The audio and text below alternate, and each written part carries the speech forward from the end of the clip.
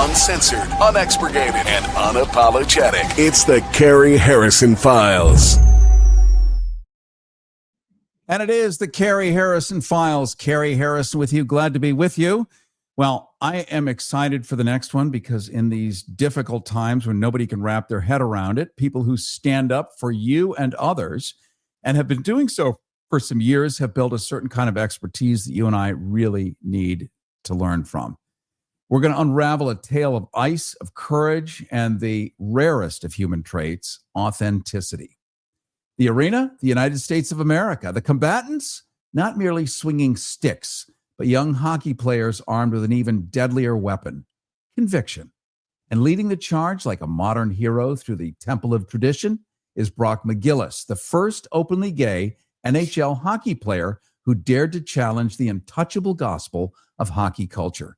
In 2023, he embarked on a chaotic quest across Canada, 100 minor hockey teams, 100 in just 100 days, saying, be yourself, break conformity, stand up for one another. Well, the Shift Makers Tour, as it's now known, is no ordinary tour. It's a clarion call, a battle cry against the unspoken rules that govern locker rooms and silent dissent. Brock made history by coming out in 2016 as was the first openly gay professional hockey player. And since then, he's been at the forefront of changing sports culture, earning accolades like the Hockey News 100 Most Influential People in Hockey and Queerty's Pride 50. He's backed by the NHL, NHLPA, the Seattle Kraken, Chicago Blackhawks, and our own Warner Brothers right down the street. The Shift Makers Tour is tackling racism, homophobia, and sexism in hockey by inspiring young athletes to foster inclusive environments where everyone belongs. Now he's bringing his mission to the U.S. for the first time. And here on the Cary Harrison Files, we are happy to roll out our network red carpet and welcome you, Brock McGillis. Hey, thanks for having me. Thanks for that intro. I'm going to take you on the road with me. Yes, it was. I like lofty encomiums for people who deserve them, and you deserve it. Well, that's very kind. Something about professional athletes who see the world in a different way really helps all of us because I think we've been raised since ancient Greece and the Olympics to look at great athletes as people who have special skill sets. And your awareness, your enlightenment is something that many of us don't have. We wish we had. And so we want to see the world through your eyes. And you've been in a game where toughness is king, hockey, where conformity is stitched into every jersey. What possessed you to challenge the code of silence? Well, I struggled a lot being gay in this sport. I felt like I couldn't be myself and do what I love. So I suppressed who I was and adhered to the stereotypes and tropes of a hockey bro. I was a womanizer. I partied hard. I was cocky. I was also really depressed and self-harming and drinking heavily, and it derailed my career, candidly. And I felt like I needed to do something. And after I came out and I started getting opportunities to speak and seeing impact, people would say, well, you can't be everywhere. Well, you can't be everywhere. And it was almost dismissive. And I always felt like, well, the competitor in me, the athlete in me came out and I said, oh, I'm going to show you. And in 2023, I decided, you know what? I'm going to do it across Canada. And I launched what was then called Culture Shift Tour, now Shift Makers, where I went to 100 hockey teams in 100 days across Canada. And this year, I did year 2 in Canada, and I went to 140 teams in 80-something days, coast to coast. And it's just so powerful and so cool because, yeah, I'm gay, and there's some themes of LGBTQ+. My story is my story. But it's about so much more than that. And I felt like, what better time? There's no better time to bring it to the US than now.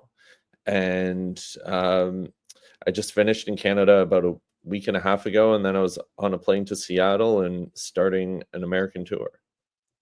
Well, we're glad you're here. And if you like to look at handsome hockey players, you can check it out right now on our YouTube stream where you can see it in video. Simply Google Cary Harrison YouTube and subscribe.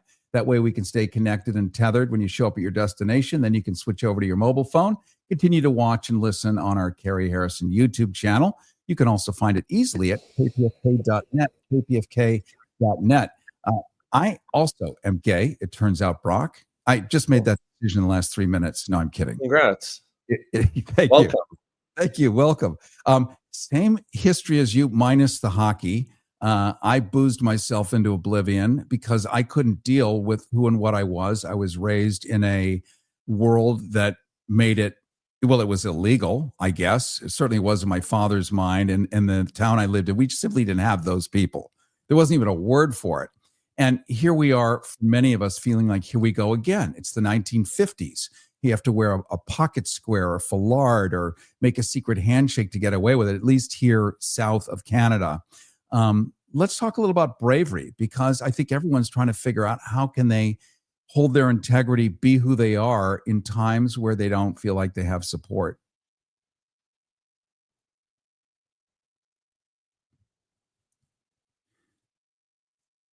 Listen while it's still legal. The Cary Harrison Files. There we go, Brock. You were frozen there. Sorry. Yeah, in hotel Wi-Fi doesn't seem to be my friend. Well, you're our friend. So give us some thoughts on fortitude and congruency with your nature, being who you are, even though not everyone may love it at the moment, but certainly you're backed by the NHL. You're backed by the Hawks, my home team. I'm from Chicago. Nice. Even the brothers Warner, whatever's left of them. I mean, that's a giant bunch of people saying you're cool. So with all of that, like, how do we suit up and show up for who we really are when we're told right now, not cool? Yeah, I think my biggest thing is, listen, 10% of people are going to love you unconditionally, and 10% of people are going to hate you unconditionally. But there's 80% in the middle. And I think with those people, whether we're talking, politics right now in America is an interesting time, to say the least. We love Canadians. You put it so I'm just going to parenthetically, there's a joke. How do you get 10 Canadians out of a swimming pool? How? Ask. True. We're polite, we're kind,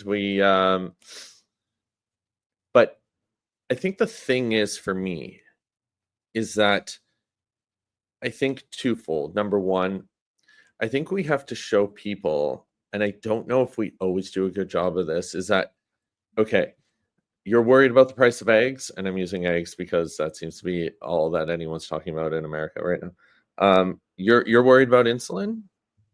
So are we. And we're aligned on a lot of things. We just also need you to align on this.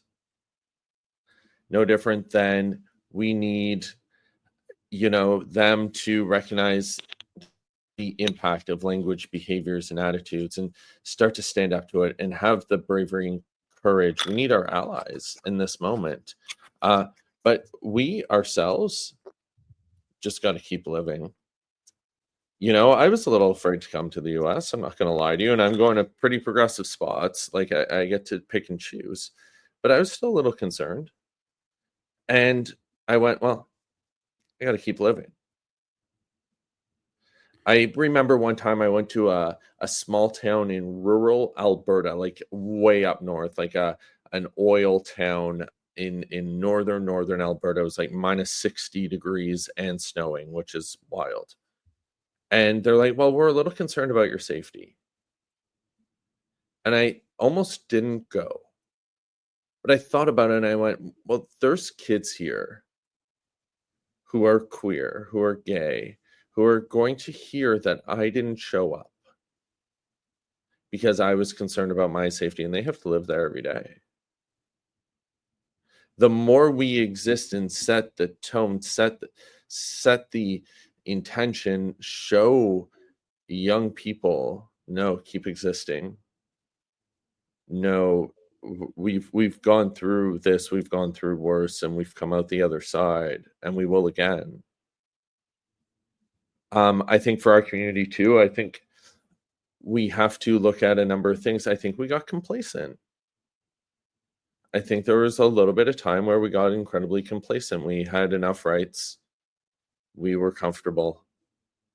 And we didn't advocate anymore. And I think we need advocates again. I think we need activism, but we also need advocates on the inside who are pushing in saying, hey, they're going to come at you if you don't start shifting this. And we need to work together as advocates and activists to evolve it. Well put. We're talking right now to Brock McGillis. He's founder of the Shift Makers Tour, tackling racism, homophobia, and sexism in hockey by inspiring young athletes to foster inclusive environments where everyone belongs. He's been featured in the New York Times, also been backed by the NHL, Chicago Blackhawks, Seattle Kraken, Warner Brothers right next door to us here. And during these strange times, his voice is one of inspiration and a reminder that there are no second-class seats on the actual playing field of life. So in the locker room, which has a monodimensional single music note of culture, you just brought in, bassoons and trumpets and cellos. Is there a way you can help the rest of us, like, get out of the freaked out, sit in the corner and hide part? Like, where do you find that inner strength? I think for me, it's just, I think I look at it like, hey, you either sit there and dwell. It's no different than my coming out. Part of my coming out is because a dear friend of mine ended up on a terrorist hit list. And he was hosting a charity event and said, I don't think you should come. I said, what do you mean? He goes, well, I'm a target. And I said, well, are you going? He said, yeah. I said, I'm coming with you. I'm not going to be afraid. I'm not going to be scared out of here. And I went with him, and the next day I called a journalist and said, I'm coming out. I think now more so than ever, we're going to see our community, and we have throughout time. This is where, more people are going to stand up and come out. More people are going to create art, music, different things. It's going to be a catalyst for an evolution of our community. And we're going to see it happen in real time. I think we just have to just ground ourselves a little and go, okay, I'm currently in LA. I can take a breath. You know what I mean? Like, this isn't some places where it's more red and I can't have my voice heard. I'm going to make sure it's heard. And also, I think we need to engage with people so that we sort of meet them where they're at a little bit. Like, I go into hockey locker rooms, from professionals to kids, and I go into corporates in different places, but in particular, those hockey locker rooms aren't, what somebody would assume to be the most welcoming places. No, one would not assume that. And my goal in there is, like, if I can disarm them, if I can make them laugh in the first 5 minutes, I've won. And I've had rooms where I've had players from Russia who, like, literally do not want to be there, and by the end are thanking me. When we humanize issues, I think people are good by nature. I don't think everyone's evil. I truly don't. I think there's a lot of really good people in the world.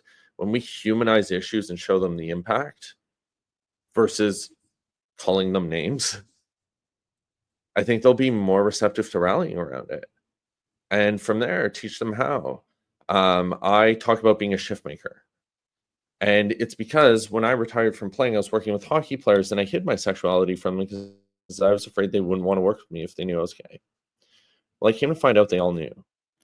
And I started observing their behaviors, kind of like animals in the wild, hockey players in their natural habitat, and started to notice that anytime they'd say something homophobic, they'd freeze up and apologize to me. And initially I thought, cool, maybe they just like me because I'm one of the guys. I go on the ice and chirp them. We go in the gym and I out bench press all of them. And for anyone listening, don't forget that. But maybe they go and use slurs and bully, harass, and hate queer people elsewhere. Then one day I wasn't there, and I had a sprint coach working with some athletes on a track, and at the end of a 2-hour workout, he told them they had 10 more sprints.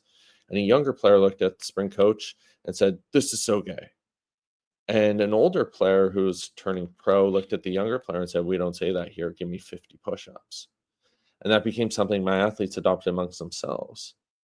But that guy that day created a shift in 100 athletes where they started taking it with them everywhere they went. He created a shift in me where I realized the impact I could have. Really, because of that guy, I came out. Because of that guy, I do the work I do. Because of that guy, thousands of people have come to me over the years who have been struggling, in some cases in life and death situations, and not just LGBTQ plus related. And I've been able to get them support. And so that guy that day, the small little shift, the ripple effect is it saved lives. So if we focus on our small little shifts, they will have massive impacts. But first, we need to humanize and engage and talk with people. We just can't scream at everyone and call them a bigot. There are some bigots, don't get me wrong. And after we do that, if they're still not receptive, then okay, you're one of that 10%. Well, just as we come to the end here, I have a friend who's a gay Marine. I have actually several friends who are gay Marines. I mean, the toughest, they've won battle medals, battlefield promotions, and they are the most popular in their troop. It turns out, in their self-reflecting, the way you're doing brilliantly for us here right now, is they're the most trusted because they know who they are, they're focused, and they understand the importance of loyalty and keeping an oath, because they have to do that on a daily basis. You have to come out every single day. You don't come out once and there it's done. Every day you get up and you have to choose to come out again. And it is an act of extraordinary bravery, especially during these times. So thank you for being the lighthouse in the middle of stormy seas when we forget and think we ought to just run and hide, and therefore we will be liked by the bullies. And we know that bullies actually despise people who appear weak and cowardly to them, but they do respect people who know who and what they are. So it's a call to action, as you point out, for us to be congruent with our nature, to find that integrity, take that risk, and most importantly, recognize community, because there are hundreds of millions of us. 10% of live upright mammals are same-sexual, from giraffes to penguins to seagulls, even fruit flies, which are not mammals. So it is a naturally occurring phenomenon that cannot be dismissed for any kind of PR reason. It is a fact of nature, and it is meant by the universe because it's productive, not counterproductive. It builds cultures, it builds art, music, gives people a reason to live, things to strive for, builds imagination, and pushes toward the future. And you, as an athlete, have done that and then changed a culture from with inside. And that's pretty amazing, my friend. Well, thank you so much. And one thing you said just really struck me. It's the community aspect. I think sometimes we eat each other alive, and we got to pick each other up right now. And we got to come together. And it's wild, but even you look at younger generations, like Gen Z is identifying as LGBTQ plus at close to 25%. Like it's higher than we even imagined, and it's because they can finally be themselves, and we can't take that away from them. We can't let it happen, and we won't, because of you. We're out of time, regrettably, but I want to thank you so much for joining us today on the Cary Harrison Files. We've been talking to Brock McGillis, founder of Shift Makers Tour, tackling racism, homophobia, sexism in hockey by inspiring young athletes to foster inclusive environments where everyone belongs. It's been featured in the New York Times, also backed by the NHL, Chicago Blackhawks, Seattle Kraken, Warner Brothers right next door to us here. And during these strange times, your voice, Brock, is one of inspiration and a reminder that there are no second-class seats on our actual playing field of life. Let's just take the last minute and acknowledge KPFK, reminding you to pick up the phone right now and support us, because we're doing this good work. This is brave. This is brave when the Pentagon is painted over the murals that talk about the pride that they had with diversity in the military, having all these different cool people fighting together alongside each other. All of that has been painted over in gray. You could pick up the phone and know that we are out there fighting the good fight and bringing people like Brock on the air. 818-985-KPFK, 818-985-5735, 818-985-KPFK, 818-985-5735. Please pick up the phone. Please make a donation. Please do everything you can to support independent media while we are still here. Please do that, 818-985-KPFK, and just know that we're also collaborating where your donation is going to help people that have suffered from the fire. It's an extraordinary blend of awesomeness today at 818-985-KPFK, 50, 100, 150, whatever you can do, it does matter. 818-985-KPFK, 818-985-5735. Cary Harrison with you. Very much enjoy seeing you. Don't forget, you can see the end of this live stream at kpfk.net, the Cary Harrison YouTube channel, and keep giving and keep supporting because your voice matters and your voice comes through our analog signal. So let's keep this thing cooking. 818-985-KPFK, 818-985-5735. Cary Harrison with you. See you next time. Uncensored, unexpurgated, and unapologetic. It's the Cary Harrison Files.